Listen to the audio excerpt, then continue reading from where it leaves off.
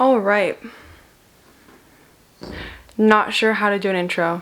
I'm so used to being on the other side of the camera holding it for Alex, or just like barely being in his videos. Not used to being like the main character kind of thing, so we're gonna see how this goes.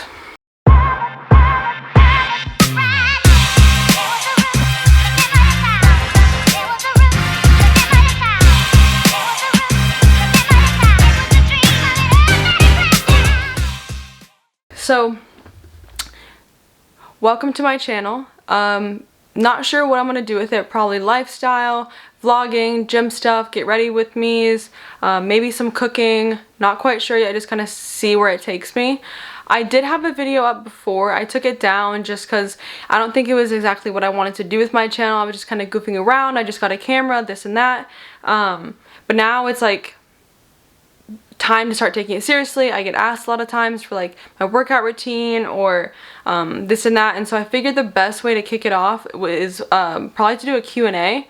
A lot of people say the only thing they know about me is that I'm Alex Eubank's girlfriend and that I go to the gym, but I promise there's so much more to me than those two things, and I want to like get a chance to like prove that and kind of, you know, show you who you're supporting, because it's so much different following someone, knowing about like their interests, their mindset, their goals, their aspirations, you know, all of this, as opposed to like, oh, like I like the way they post, or like, oh, a pretty face, or like, you know, like they're goofy, like, you know, it adds like so much more to them. It's like you get to see their whole character as opposed to just like a snippet of their life.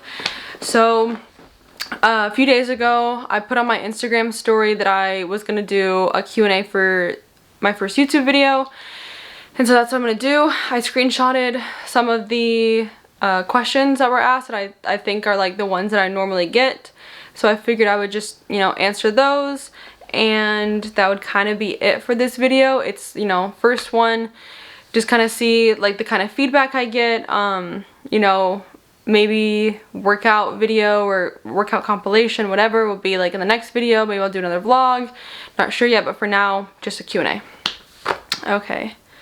Someone asked, how long have you been working out and what are your current goals?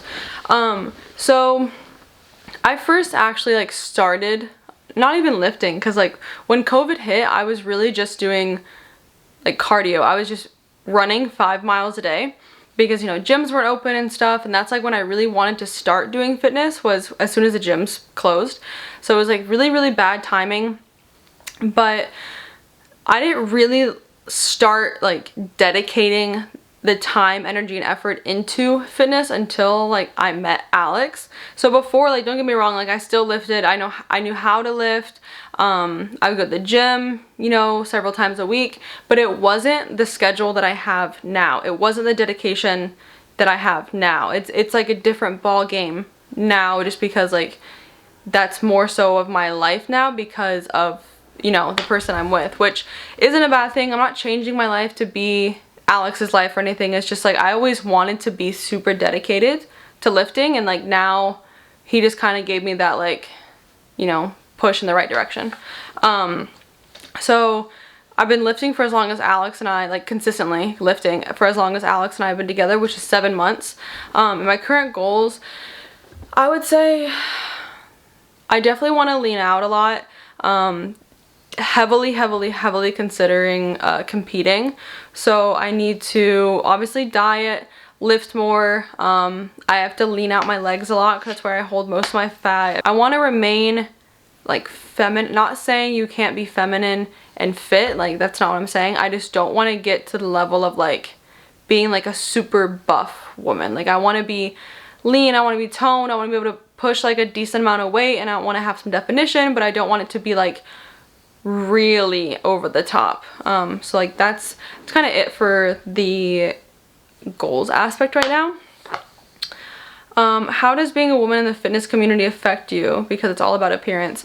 It definitely makes you feel like you're reduced to simply your appearance, which then is very easy for people to nitpick you. It's very easy for them to judge you, because beyond like, you could have a great personality, you could do great work, you could, you know, spread your faith, you could donate money or your time or effort to food pantries, to like homeless shelters. You could be a saint.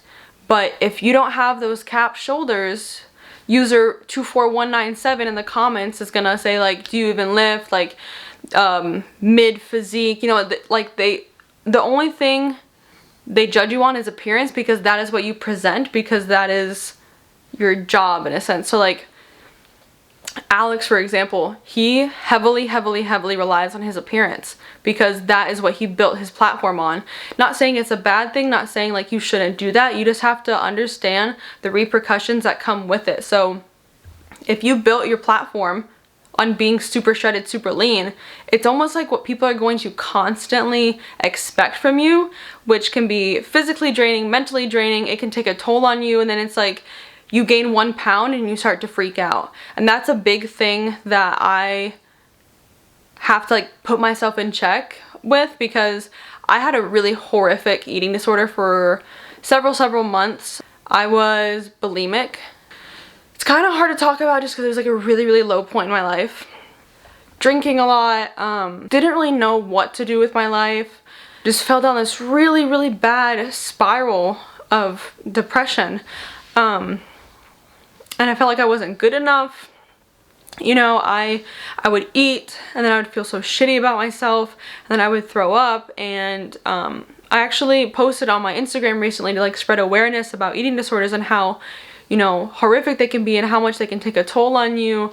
I got down to 117 pounds, which right now, what you're seeing on Instagram, at the end of the day, I'm 140 pounds.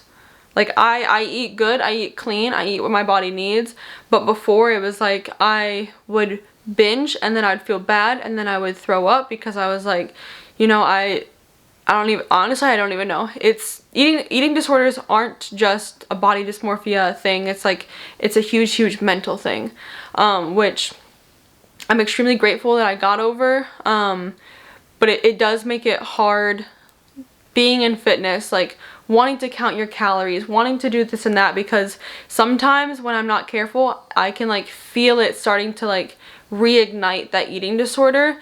And it's like, if I focus too heavily on my calories, I start to get caught up again thinking, oh well, I can't have this, or like, oh, what if I do eat this, I could just throw it up later. Like that is a horrible mindset to have. You feel like you're only as good as X amount of calories you eat that day. Kind of hard to describe, but if you've ever experienced or suffered from an eating disorder, you know exactly what I mean when I say those things. But they're genuinely nothing to, you know, joke around with, nothing to take lightly. So I highly recommend seeking help if you can, or reaching out to a friend who understands you and understands what you would need, you know, to be in a healthy physical state. Bringing it back to like being a woman, it can kind of suck in the aspect of being a woman in the fitness community, because it's like you're not taken as seriously. Like two ends of the spectrum. People look at you and they're like, okay, well, like mid physique, all because, you know, you can't build capped shoulders like a dude. Women are going to have less muscle mass than a man. What helps build muscle mass? Testosterone. Why do you think people blast test? And then why do you think people who compete, even female bodybuilders, they get on stuff that's going to enhance test, if not take test? I'm not saying I'm 100% knowledgeable on it, it's just that is what helps. And then like for me, I have to take a medication for my hormones, like my cystic acne. I get horrific cystic acne. I even like have like a pimple. I don't even know if my lip looks swollen, but I had like 3 pimples this morning. And it's like, if I have a stressful day, I'll have cystic acne. Or like I used to have it really bad on my back. That's why I took Accutane for a month. But now I'm on something called spironolactone, which it naturally suppresses testosterone. So when I got my blood checked, they told me that even as a female, my test was so low that they would consider putting me, a female, on TRT. Not doing it, by no means am I doing it, because they said they know it's just because my medication, I may not always be on the medication, so my test levels may like, you know, level out later on in life. They don't want to like, have to do that to me. But like the fact that they would consider putting me on excuse me, a testosterone replacement therapy, goes to show I have such little tests in my body. So when I make gains, I'm going to be extremely proud of them, regardless of what the comments say. Women naturally are working with less test, so it may take longer, it may take more work, it may be harder to build muscle, and then it's like you get ridiculed for it. You want me to be feminine, you want me to be fit. I can't have too much muscle, can't have too little muscle. If I'm happy about my gains, proud of them, you shit on it because I'm not making enough gains. If I make too much gains and I'm happy about it, you tell me I'm manly. It's hard to win. You don't have to put someone else down to build yourself up. You can build yourself up and build other people up, and that's where insecurities come in. If you are insecure, you are unable to build someone else up while you're building yourself up because you think that their success means you are failing. You think that their success is a threat to your success because you, as an insecure mind, think that the only person that can be successful is me, or only I am deserving of this success. You gotta check yourself. I really went off topic on that, but that was like a lot that I wanted to say, that I've been wanting to say. Especially like being with Alex, seeing that like how he vlogs, like everything that he always wants to say, he makes videos about it. So kind of like I think that that's going to be a big part for me, is I have a lot to say a lot of the time, and I never really get the chance to say it, or I don't have an outlet to say it, but now I do. So hopefully you guys like what I have to say, and if not, then you don't have to watch it, you can skip it. But I'm gonna go into the next question. How did you and Alex meet? If you guys haven't watched like his video on how we met, we met down in Houston when he was down there for, he was at Alphaland, Raw Gear Expo or something at Alphaland. Anyways, he was down in Houston for something, one weekend, and I'm getting so sidetracked. He was down in Houston, and so I drove down to meet him.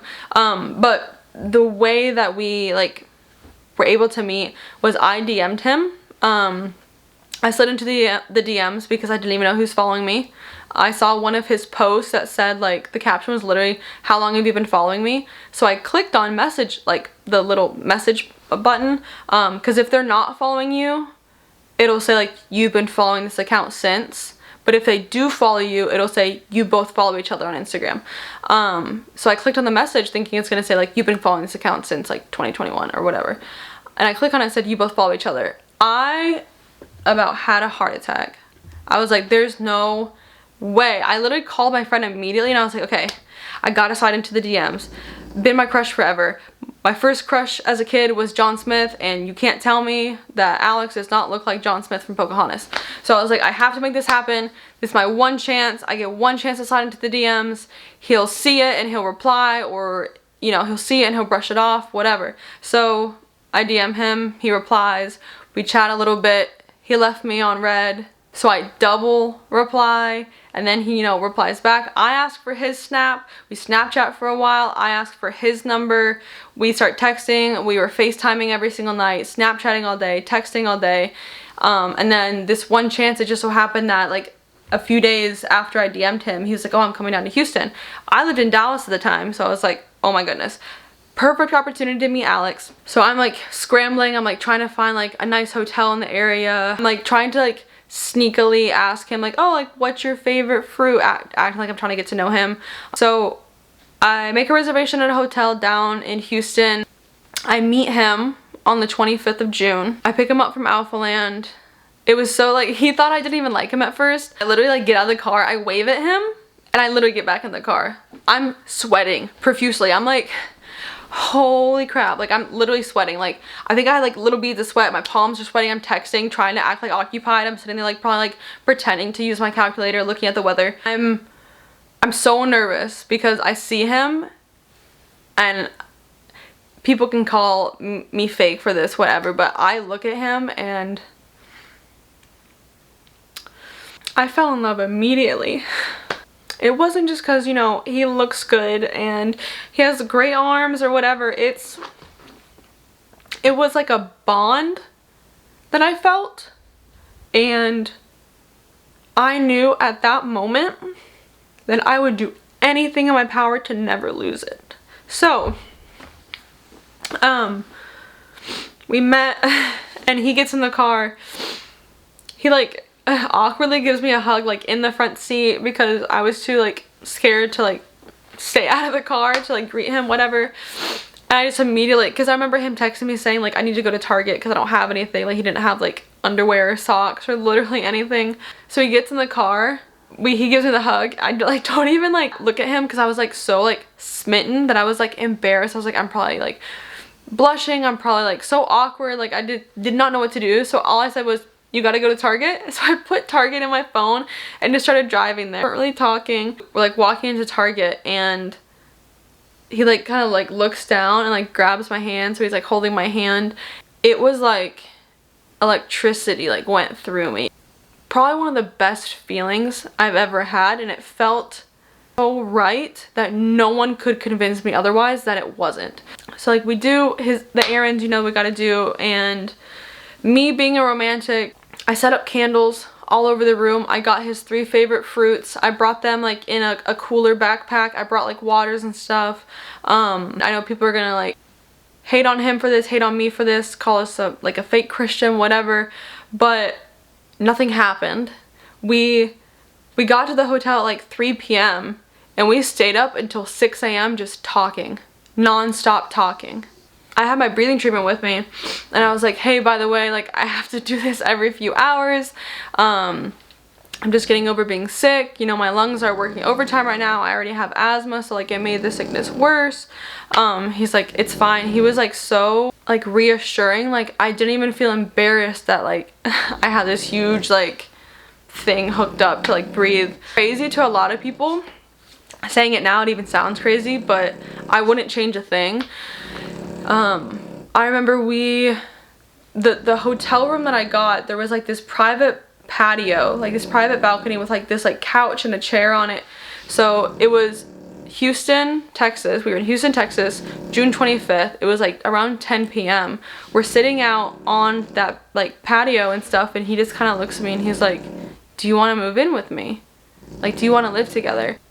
And it didn't, I wasn't scared. Nothing made me nervous. I wasn't surprised. He asked, like literally, like nothing took me by surprise. I was like, yeah, like let's do it. So we literally were looking up apartments in Baltimore. Like we were looking up, you know, everything. And Nugget, oh, you can probably hear Nugget in this. She's so loud. Up apartments in Baltimore. He's like, I'm gonna buy you a one-way ticket to Maryland. I had never been to Maryland in my whole life. I was like, okay. And the only thing on my mind was like, man, what am I gonna do about my apartment in Dallas? But like, I wasn't even worried about that, wasn't concerned, didn't even care about it at that point. I was just like, what do I have to do to always be with him and never have to say goodbye? And that's kind of it. That was June 25th, June 26th, he asked me to be his girlfriend, and June 29th, I flew to Maryland and have never been back since. So that's how we met. So basically, always take the chance. Always slide into the DM if they're single. Do not be a homewrecker. Always take the chance. Because, I mean, I had the biggest crush on him, and now I live with him. We're going to be building a house together. Like, it goes to show that if it's meant to be, it's going to happen. But if it isn't meant to be, nothing can make it happen. Just always remember that. This one is, was I popular in high school? I don't really know how you want to define the term popular. I don't think I was at all. I was one of those people that I could fit into a lot of different groups, but I wasn't like a part of any group. So like by default, I was around a lot of different people, or like in different groups. I did UIL science, I did National Honor Society, I did Student Life Brigade, I did Student Council. I literally did it all. I just everything you could possibly think of. Then like when it came time for like prom, or like came time for like people's birthdays, or like even my birthday, like I found myself like always feeling like, oh, I don't really have anyone to invite, or like no one's really inviting me anywhere, like I don't really have a place. So I wouldn't say I was popular by any means, but I feel like I had 2 really good friends that made me feel popular. Someone asked, did I go to college? Yes, I did. I graduated from Southern Methodist University in Dallas, Texas. I got my Bachelor of Science in Biologies. Did I go to college? I got my Bachelor of Science in Biology, and I had 5 minors. I had psychology, neuroscience, cognitive science, women and gender studies, chemistry. So those are my 5 minors. Went to college for 5 years total because I transferred my junior year. I don't recommend that. If you're going to transfer freshman or sophomore year. It's extremely difficult to find your footing in a new school when you are like about to graduate. But, oh, excuse me. But now look at me. I don't use my degree at all. I don't know why I keep burping. It's definitely useful sometimes. Like I find myself using it when Alex will ask me a question or something. Like I know a lot about biology and everything. Well, at least I hope I do. Right now I don't use it. Will I use it in the future? Maybe, maybe not. But it's there. I did get it. Alright, there's another question asking, when are you and Alex going to get married? When the timing is right. When the timing is right. Have you ever struggled with loneliness? Oh, have I. Before Alex, I was in a relationship with someone that I went to school with. We were together for 2.5 years. We lived together. He didn't believe in God. He was actually very anti-God. I always believed in God. I didn't know how to pursue God. I was never in an environment that helped me cultivate a relationship with God or helped me explore what it would be like to follow God. He would always talk down about those who believed in God. I was at a very confused point in my life where I thought it was everything in the world for my boyfriend at the time to like me, which means his morals are my morals. His ideology is my ideology. His wants and needs are my wants and needs. I felt like I couldn't disagree with him because it might hinder his love for me. And from that, it like put a handicap on me trying to have a relationship with God. So that was like a super alienating feeling, because like if I felt like I had experienced a moment with God, I couldn't have gone to my now ex. I couldn't have gone to him and been like, hey, like I have this feeling, like I feel like it's something I need to explore, this and that. Like he would chalk it up to like, it's deja vu, it's coincidence, it's XYZ. Like he was always so dismissive of a relationship with God that I was scared to pursue it, because my relationship with God, because I felt like it would be judgment from him. That really created loneliness. Like that point in the relationship is when like it started going downhill. It's when I knew this wasn't gonna be forever. Like it's when I knew like it's gonna come to an end. And when I did end things, because I had gotten my life so wrapped up in his, so when I did end things with him, it was like my whole world came crashing down. I felt like I didn't know who I was anymore. I felt like I had nothing left. I felt like very miserable, extremely lonely. That's like when I was at my lowest in my life, and that's when the eating disorder and like the drinking started and everything. I felt extremely lonely. I tried to take up hobbies, but I had no energy, no motivation to do so. All I wanted to do was go to class, make sure I passed, and sit on my couch, scroll TikTok, barricade myself in my apartment, never leave, never wanted to do anything, never wanted to have fun. It was like depression and anxiety all in one. I was afraid to be lonely, but wanted to be alone.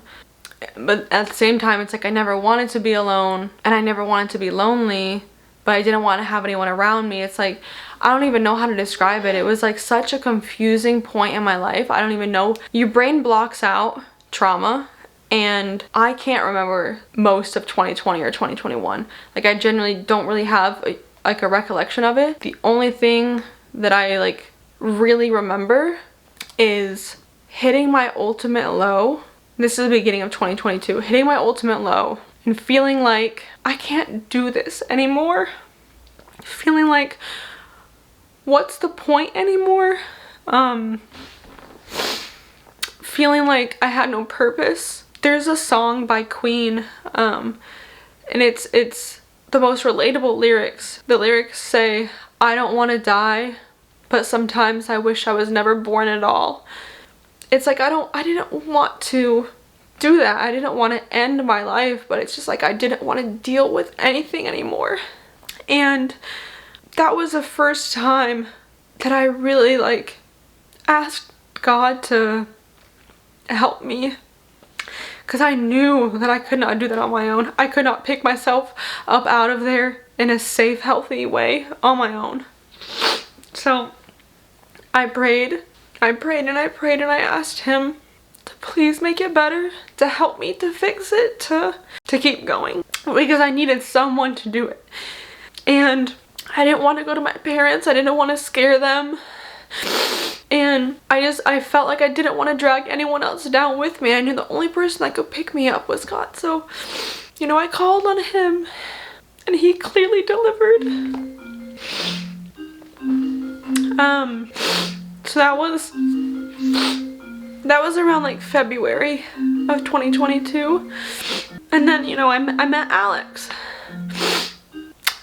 And he was so and is so in love with God that it was just another sign, you know, like I felt so alone and empty in my last relationship that was so far from being centered around God, and then to finding, you know, a guy like Alex who wants to do the relationship right, wants to follow it biblically, you know, to refrain from, you know, sexual immorality and like sexual temptation, and wanting to center it around God, and, you know, keep worship in the relationship. And so it just like it was like a flashing neon sign, you know, saying like, not that God was telling me to rely on Alex, but he sent someone that he knew would be able to get through to me.